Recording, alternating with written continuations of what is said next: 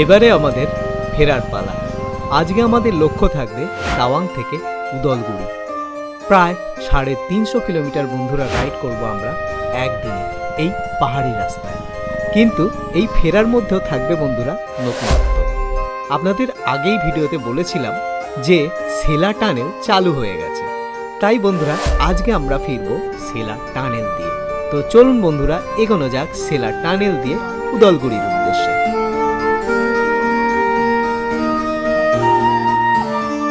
Welcome, নমস্কার বন্ধুরা, আজকে শুরু করছি আবার একটা নতুন ব্লগ। আমার পেছনেই দেখা যাচ্ছে ওই যে তাওয়াং মনেস্ট্রি। আমরা এখনও তাওয়াংয়েই আছি, তাওয়াং থেকে। বাট বন্ধুরা তাওয়াং থেকে এখন একদম লাস্ট বেলা, মানে বেরোনোর পালা। তো এই তাওয়াংকে বিদায় বলে আমাদের এগিয়ে যেতে হবে বাড়ির দিকে। আজকে আমরা যতটা যেতে পারবো ততটাই এগোবো। কিন্তু আগের ভিডিওতে আপনাদের বলেছিলাম, মানে তাওয়াংয়ে আসার ভিডিওতে আপনাদের বলেছিলাম যে সেলা টানেল খুলে গেছে। তো আজকে সেই সেলা টানেল দিয়ে আপনাদেরকে নিয়ে যাব, আমরাও যাব আর দেখাবো সেলা টানেল দিয়ে কতটা টাইম সেভ হচ্ছে আর সেলা টানেলটা। তো বন্ধুরা চলুন আর দেরি না করে এগোনো যাক মোটো ব্লগিং মোডে। আমরা ব্যাগ ফ্যাগ গুছিয়ে বেরিয়ে গেছি আর এখন বাজে হচ্ছে 7:15। রেডি, গাড়ি স্টার্ট হয়ে গেছে। প্রবীণের জন্য ওয়েট করছি, প্রবীণ আসলেই আমরা সবাই মিলে বেরিয়ে যাব। আর এই পিছনে হচ্ছে আমাদের হোটেলটা, এটাও একটা হোটেল আছে। আর এই দিকে দেখতে পাচ্ছেন সুন্দর অরুণাচল প্রদেশের তাওয়াংয়ের পাহাড়।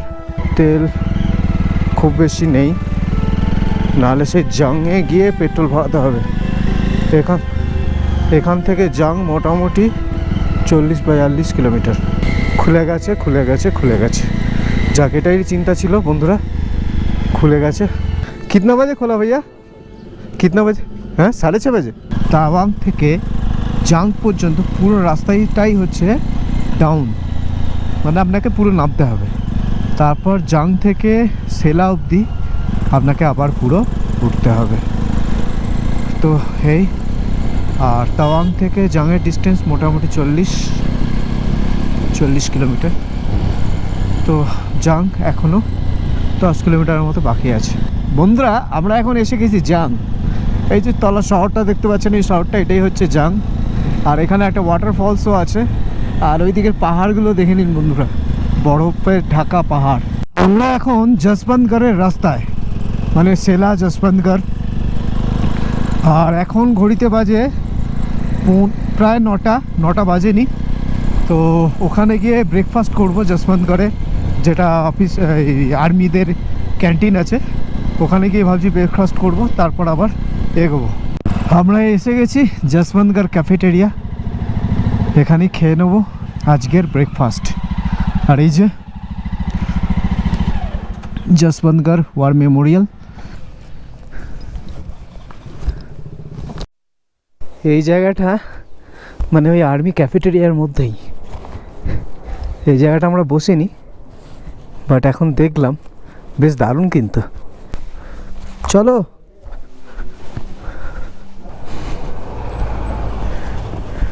আমি খেলাম ধোসা, আর অভিজিৎ আর প্রবীণ রাইস ডাল পাকোড়া।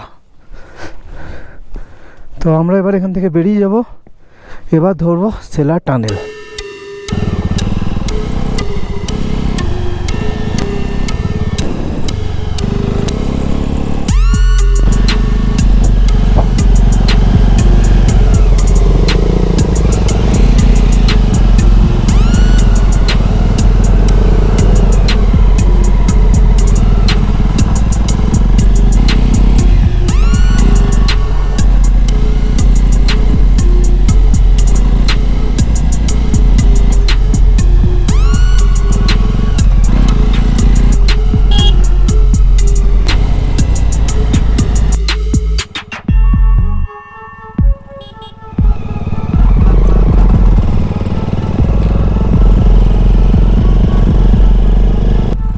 আমরা যখন সেলা পাস দিয়ে এসেছিলাম, মানে সেলা পাস থেকে তাওয়াংয়ের দিকে যখন গেলাম, তখন কিন্তু এই জায়গাগুলো এত বরফ ছিল না।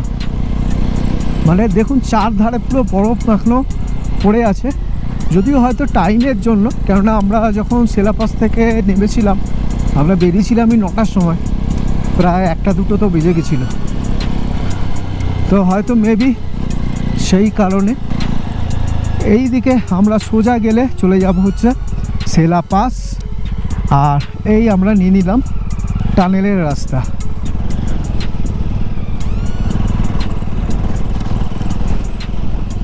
এই রাস্তা দিয়ে আগের দিন আমরা আসিনি। Welcome to Sela tunnel. আমরা এখন এসে গেছি একদম সেলা টানেলের সামনে। এখান থেকে দেখতে পাচ্ছেন আমার পেছনে সেলা টানেল, ফটো তোলার মতো। আর এখানে সামনে একটা বুদ্ধর মূর্তি।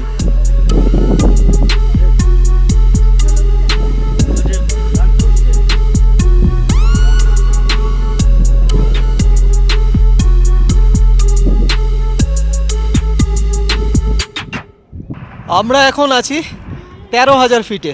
আর এইটা অ্যাকচুয়ালি হচ্ছে এসকেপ টানেল, মানে এখানে এই টানেলে কিছু প্রবলেম হলে এই টানেল দিয়ে আপনারা বেরোনোর জন্য রাস্তা করা আছে। আর এখানেও কিন্তু দেখতে পাচ্ছেন পুরো বরফ, সাইডে পুরো বরফ জমে আছে। আমরা এখন এন্টার করছি সেলা টানেলে।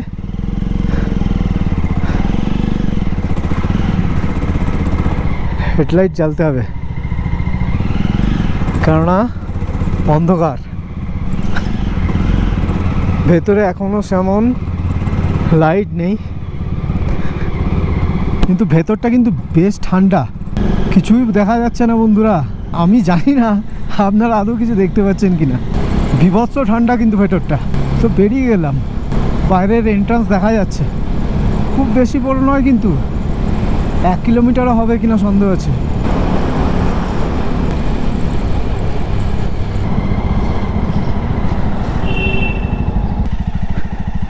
এই যে সেলা টানেলের এই সাইডটা, ওই দিকটা বেশি ভালো, বুদ্ধ মূর্তি করা আছে, দাঁড়ালে ওই দিকটাই দাঁড়াবেন। Arunachal, pride of India. সত্যি এত সুন্দর জায়গা, সত্যি ইন্ডিয়ার প্রাইড। যে ঠান্ডাটা লেগেছে, এখনও ঠান্ডা লেগে যাচ্ছে।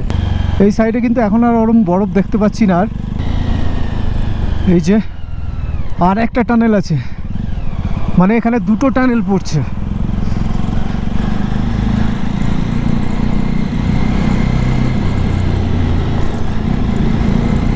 আবার সেই ঠান্ডা ঠান্ডা ঠান্ডা।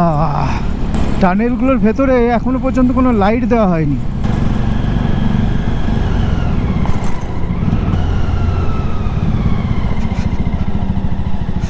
সেলা টানেল ক্রস করলাম। যেটুকু শুনেছিলাম দুটোই টানেল আছে এরকম পরপর, আর নেই দুটোই মোটামুটি 1-1.5 কিলোমিটার করে, 1 কিলোমিটার করে হবে। কিন্তু এই দুটো টানেলের জন্য আমাদের জার্নি টাইম প্রায় 1 ঘন্টা কমে গেছে। আমাদের আর সেলা পাস যেতে হবে না, সেলা পাস বাইপাস হয়ে গেল এই সেলার দুটো টানেলের জন্য। 5 মিনিটের জার্নি 1 ঘন্টার জার্নিকে কমিয়ে দিল। Thank you, visit again.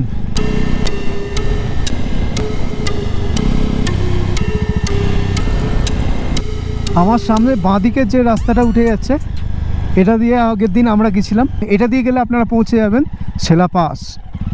আর আমরা নিচ্ছি তলার রাস্তাটা, এটা দিয়ে দিরাং আর 61 কিলোমিটার, বোমডিলা 104। এখন ক্রস করছি সেলা ওয়ারিয়ার্স। এখানে যাওয়া হয়নি, যাইনি আর কি। এখানটা দেখুন ধানই মনে হচ্ছে, ধান বা গম কিছু চাষ হয়েছে। আর 3টে ফ্ল্যাগ হাওয়ায় বেশ দুলছিল, দারুণ লাগছিল। ওরা এখনও পিছনে আছে, ওই আসছে, এই জন্য একটু দাঁড়ালাম। দিরাংটা লেখা নেই, বোমডিলা 73। যেটা বলছিলাম, আমরা যাবার পথে যশবন্তগড় ওয়ার মেমোরিয়ালস যেটা আছে, যেখানে এখন খেলাম, ঠিক আছে, ওটা ভিজিট করেছিলাম ভেতরে। তারপরে জাং ওয়াটারফল ভিজিট করেছিলাম, ওইগুলো আপনারা দেখতে চাইলে দেখতে পাবেন এই হাই বাটনে। জাং ওয়াটারফলসটা কিন্তু দারুণ। অরুণাচল প্রদেশে যে এত সুন্দর ওয়াটারফলস আছে আমার কোনো ধারণা ছিল না। সেদিন আমরা দিরাং থেকে তাওয়াং গেছিলাম। আমরা দিরাংয়ে তার আগে 2 দিন হল্ট করেছিলাম। তারপরের দিন আমরা তাওয়াংয়ে গেছিলাম, সেই রাস্তাতে আমরা যেতে যেতে ওগুলো ভিজিট করেছিলাম। আজকে ইচ্ছা আছে অনেকটা চলে যাওয়ার, আজকে ওই জন্য সেরকম কোথাও দাঁড়াচ্ছি না, শুধু সেলা টানেলের ওখানে একটু দাঁড়ালাম। আমি এখনও জানি না আমরা কত দূর পৌঁছাতে পারবো, বাট আপনারা জেনে গেছেন কারণ থাম্বনেল দেখে যে আমরা এত দূর পৌঁছেছি। থাম্বনেল টাইটেল সবই লেখা আছে মোটামুটি, যে আমরা এত দূর পৌঁছাতে পেরেছি। আমার পাশ দিয়ে এখন ডান দিক দিয়ে যাচ্ছে দিরাং নদী। আমরা এবার এই নদীটাকে ক্রস করব। এবার আমার লেফট হ্যান্ড সাইডে হচ্ছে দিরাং নদী। আমরা দিরাংয়ের মোটামুটি কাছাকাছি চলে এসেছি। সামনেই আসছে রামা ক্যাম্প বা রমা ক্যাম্প, যাই হোক। আমরা যেদিন দিরাংয়ে ছিলাম, মানে দিরাংয়ে আমরা অ্যাকচুয়ালি ছিলাম না, আমরা ছিলাম রামা ক্যাম্পেই। আমরা ওখান থেকেই সব দিরাংয়ের সমস্ত জায়গা, Mandala top, Sangti valley, Dirang monastery, এগুলো সব ভিজিট করেছিলাম। দারুণ, দিরাং জায়গাটা খুব সুন্দর। তবে দিরাং বেশ বড় মার্কেট। আমার তো মনে হয় তাওয়াংয়ের থেকেও ভালো, মানে বেশি অ্যাভেলেবেল সমস্ত কিছু। রাস্তাটা বন্ধুরা দারুণ দারুণ, মানে বোমডিলা অবধি আমরা রাস্তা খুবই ভালো পাবো। আমরা দিরাংয়ে ঢুকছি, দিরাং রামা ক্যাম্প। এই প্রেইং ফ্ল্যাগগুলো দারুণ লাগে, কিন্তু এগুলো সিকিমে বেশি দেখতে পাওয়া যায়, এখানে কিন্তু কম, সেরকম তুলনামূলক অনেক কম। অরুণাচল কিন্তু বন্ধুরা খুবই সুন্দর, খুবই সুন্দর। কিন্তু বন্ধুরা যতটা সুন্দর, টুরিস্টের সংখ্যা কিন্তু তুলনামূলক অনেক কম। অরুণাচলে কিন্তু আমি দেখছি না খুব বেশি টুরিস্ট আসছে, সেটা নয়। হয়তো সিজন নয়, সিজন আর একটু পরে হবে। কিন্তু তা বলেও আমি যদি এখনও সিকিমে রাইড করি, সিকিমে যাই, টুরিস্টের সংখ্যা তুলনামূলক অনেক অনেক এখানের থেকে বেশি হবে। এটা একটা landslide zone.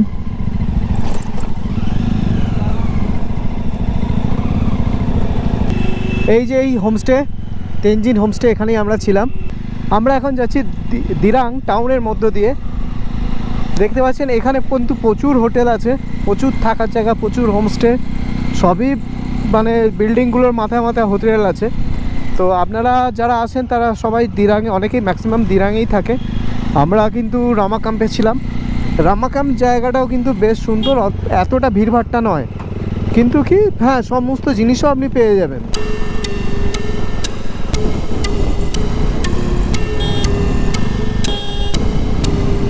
Up to Bomdila, মানে বোমডিলার আগে অবধি রাস্তাটা এরকমই। আগের দিন এই রাস্তাটা দিয়ে আমরা এসেছিলাম, কিন্তু সেটা অনেক সন্ধ্যা হয়ে গেছিলো। এখানে সন্ধ্যাটা যেহেতু খুব তাড়াতাড়ি হয় না, 5টা সাড়ে 5টার মধ্যে সন্ধে হয়ে যাচ্ছে, সেরকমভাবে তো দেখাতে পারিনি আর কি। দিরাং টু বোমডিলা মোটামুটি 50 কিলোমিটার। এই 50 কিলোমিটার রাস্তা খুবই ভালো। গুয়াহাটি 350, বোমডিলা 16 কিলোমিটার। আমরা গুয়াহাটি কিন্তু যাব না, হ্যাঁ আমরা যাব উদলগিরি। বোমডিলা আর 3 কিলোমিটার। আমরা এখন বোমডিলা টাউনের মধ্যে দিয়ে যাচ্ছি। ডান দিকে একটা মনেস্ট্রি বা কিছু আছে। বোমডিলা জায়গাটাও কিন্তু খুব সুন্দর আর ঠান্ডা, দিরাংয়ের থেকে বেশি ঠান্ডা এখানে। আমরা আবার এসে গেছি সেই রয়্যাল রেস্টুরেন্ট, দেখতে পাচ্ছেন আমার পেছনে। আপনাদেরকে উদলগিরি থেকে দিরাং যাওয়ার পথে বলেছিলাম যে এই রেস্টুরেন্টের খাবার সত্যি ভালো, বেশ ভালো। আমি সত্যি কথা বলছি, এখনও পর্যন্ত এই পুরো ট্রিপের মধ্যে এইখানে যা খাবার পেয়েছিলাম আর কোথাও পাইনি। তো যাই হোক, তো সেই কারণেই বুঝতে পারছেন কতটা ভালো লেগেছিল আমাদের, সেই কারণেই আবার চলে এসেছি সেই রয়্যাল রেস্টুরেন্টে। এই রয়্যাল রেস্টুরেন্ট থেকে আমরা বেরোচ্ছি। এখনও আমাদের উদলগিরি 112 কিলোমিটার দেখাচ্ছে। শেরগাঁওতে খাওয়া দাওয়ার পরে একটা প্রবলেম হয়েছে, যেটা দেখলাম যে অভিজিতের গাড়ি থেকে না মোবিল হালকা হালকা করে লিক করছে, যেটা লেভেল থাকে 50%, মানে মোবিলের লেভেল থেকে যেটা 50%, মানে আধা আধি থাকে, সে অর্ধেকটা এখন প্রায় 20% 25% হয়ে গেছে। তো এটা একটা বড় প্রবলেম। যাই হোক, এগোচ্ছি আমরা। সামনে কোথা থেকে লিকেজটা হচ্ছে সেটা এখনও বোঝা যাচ্ছে না। সামনে কোনো গ্যারেজ দেখলে, মানে যেখানে বাইকের কাজ করে, সেরকম জায়গা দেখলে দাঁড়াবো। বাট এখনও প্রায় 20-25 কিলোমিটার তো আমরা চলে এলাম, এখন পর্যন্ত একটাও চোখে পড়েনি। টায়ার পাঞ্চার বলুন বা যাই হোক গাড়ির প্রবলেম কিছু হলে, সেই সব কোনো কিছুরই দোকান এখনও পর্যন্ত আমরা চোখে পাইনি। কিন্তু আকাশটা ওই বোমডিলা থেকে যেটা মেঘলা মেঘলা পেলাম, আর কিন্তু আর মেঘলাটা আর কমলো না। মাঝখানে তো কয়েকটা জায়গায় মনে ছিল বৃষ্টিও হয়ে যাবে, যাক বৃষ্টি সেইভাবে বৃষ্টি হয়নি, কিন্তু আকাশ মেঘলাই আছে। এখন সময় কিন্তু খুব বেশি হয়নি, এখন বাজে 4:30, 4:35। শেরগাঁও থেকে 30 থেকে 35 কিলোমিটার রাইড করার পর আমরা পেলাম অ্যাট লাস্ট একটা গাড়ির মেকানিক। তো যাই হোক, সেখানে প্রায় আধ ঘন্টা ধরে গাড়ির কাজ করিয়ে তারপর আমরা বেরিয়ে পড়লাম আমাদের গন্তব্যে। অ্যাকচুয়ালি অভিজিতের গাড়ির একটা মোবিল ফিল্টার আছে, সেই মোবিল ফিল্টার ওখানে গ্যাসকেট আছে, মানে যে জয়েন্টটায়, সেই গ্যাসকেটটা থেকে তেল লিক করছিল। সেই গ্যাসকেট তো এখানে পাওয়া যাবে না, তো আমরা ওই দোকানে ওই গ্যাসকেটটাই আঠা দিয়ে, মানে ওই অ্যানাবন্ড টাইপ বলে আঠাটাকে, ওই অ্যানাবন্ড দিয়ে লাগিয়ে দিল। আর তেল তো অনেকটাই ড্রেন হয়ে গেছিলো। আমাদের ইঞ্জিন অয়েল হচ্ছে মোটুলের 10W50, তো আমরা 20W50 পেয়েছিলাম। তো আমি আসানসোলের আমি যেখানে সার্ভিস করাই, আমরা তো যাওয়া আসানসোলে সার্ভিস করাই, তো জগদীপ দাকে ফোন করলাম। জগদীপ দাকে জিজ্ঞেস করলাম যে কি করা যায়, জগদীপ দাই বলে দিল এই করো। অসংখ্য ধন্যবাদ জগদীপ দাকে। এখন দেখতে পাচ্ছেন প্রায় সন্ধে হয়ে গেছে, 5:30 তো বেজেই গেছে, 5:40, 45। এইদিকে তাও পরপর গাড়িগুলো দেখতে পাচ্ছি, মানে গাড়ির গ্যারেজগুলো দেখতে পাচ্ছি। ওইদিকে তো ছিলই না, আমরা যেখানে করালাম তারপর থেকে দুটো পেয়ে গেলাম মোটামুটি 10 কিলোমিটারের মধ্যে। বালেমু আর 33 কিলোমিটার, 33। বালেমু হচ্ছে সেই জায়গাটা যেখানে আপনাদের পারমিট করাতে হবে, মানে ইনার লাইন পারমিট যেখান থেকে আপনাকে ইস্যু হয়, অরুণাচল প্রদেশের বর্ডার। এই বালেমু অবধি রাস্তাটা কিন্তু খুব একটা ভালো নয়। এইরকম মাঝে মাঝে দেখছেন কাটাকুটি, মাঝে মাঝে চাঁচা চুচি, সব রকম কিছু আছে, তবে চারদিকে সিনিক বিউটি কিন্তু খুবই ভালো।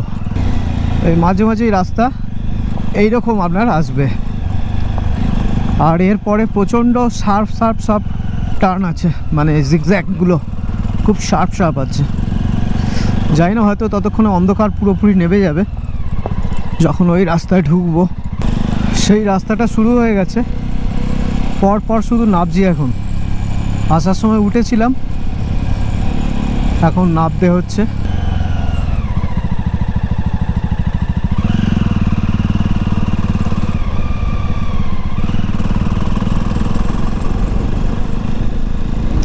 একদম 360 ডিগ্রি বেন্ড, সব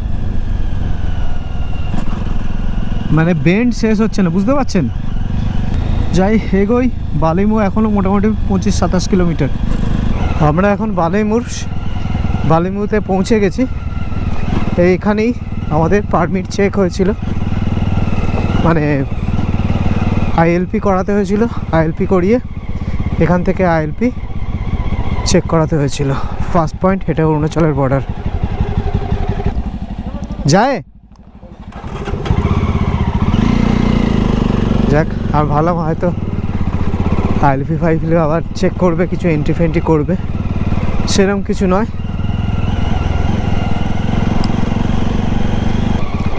দেখি এবার হোটেল খুঁজতে হবে, কেন আগের বারে যে হোটেলটায় ছিলাম একদম ভালো নয়, আর যদি কিছু না পাই তাহলে ওখানেই থেকে যেতে হবে আর কি। গুড মর্নিং বন্ধুরা, কালকে সন্ধ্যেবেলা আমরা আর ব্লগটা শেষ করতে পারিনি।